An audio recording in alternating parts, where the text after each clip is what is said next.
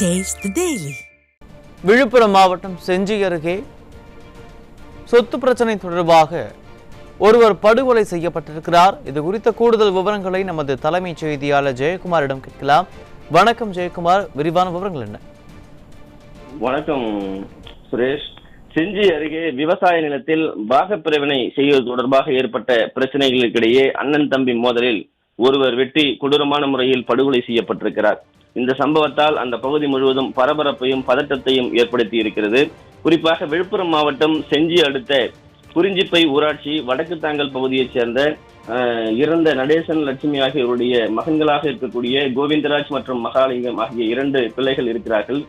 இந்த நிலையில் கோவிந்தராஜுக்கும் அதே கிராமத்தைச் சேர்ந்த தேவகி என்பவருக்கும் திருமணம் நடைபெற்ற நிலையில் ஏழுமலை வெங்கடேசன் அம்மச்சியம்மாள் ஆகிய 3 பிள்ளைகளில் அம்மச்சியம்மாள் என்பவருக்கு திருமணம் செய்து வெளியூரில் வசித்து வருவதாக கூறப்படுகிறது.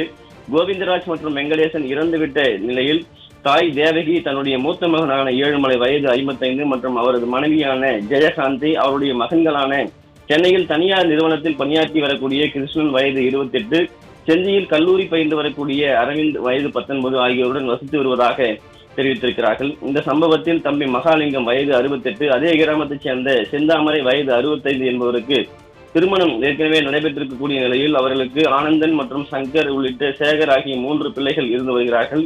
மூத்த மகன் ஆனந்த் மற்றும் 2வது மகன் சங்கர் ஆகியோருக்கு திருமணம் நடைபெற்ற இருக்கக்கூடிய நிலையில் சென்னையில் தனித்தனியே தங்களுடைய மனைவி பிள்ளைகளோடு வசித்து வருவதாக கூறப்படுகிறது.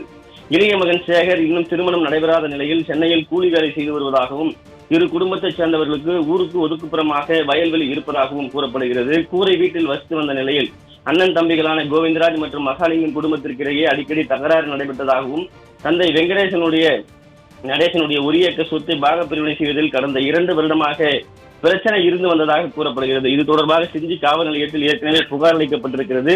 புகார் தொடர்பாக காவல்துறையினர் விசாரணை நடத்தப்படாத நிலையில் இந்த சம்பவம் தொடர்பாக இன்றைக்கு முட்ட மோதலமாக நள்ளிரவு வெடித்திருக்கிறது. ஊரார் பஞ்சாயத்து கூடி பேச்சுவார்த்தை நடத்துகிற போது மிகப்பெரிய அளவில் மோதல் ஏற்பட்டிருக்கிறது. இந்த கொடுமையான சம்பவத்தில் இந்த பொங்கல் பண்டிகையின் போது பாகப்பிரிவினை செய்வது தொடர்பாக ஏற்பட்ட பேச்சுவார்த்தையில் கிருஷ்ணன், சங்கர், சேகர் ஆகியோர் குறிஞ்சிப்பை கிராமத்திற்கு வந்திருந்திருக்கிறார்கள். இந்த மோதல் சம்பவத்திலே தகராறு ஏற்பட்டு மிக கொடூரமான முறையில் தாக்கப்பட்டிருக்கிறார்கள். குறிப்பாக மரக்கட்டை மற்றும் கத்தி உள்ளிட்ட ஆயுதங்களை வைத்து கழுத்து மற்றும் முகம் உள்ள பல்வேறு பகுதிகளில் அவரை வெட்டி இருக்கிறார்கள், கட்டையால் தாக்கி இருக்கிறார்கள். சேகர் என்பவர் ரத்த வெள்ளத்தில் துடிக்க சம்பவ இடத்திலேயே பலியாகி இருக்கிறார்.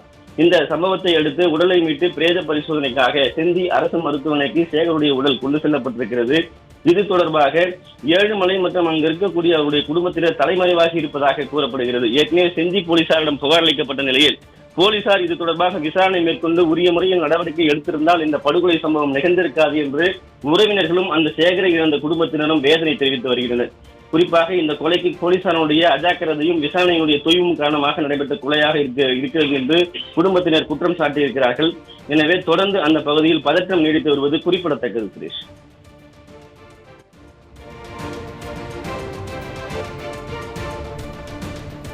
முழுமையான விவரங்களுக்கு நன்றி ஜெயக்குமார்.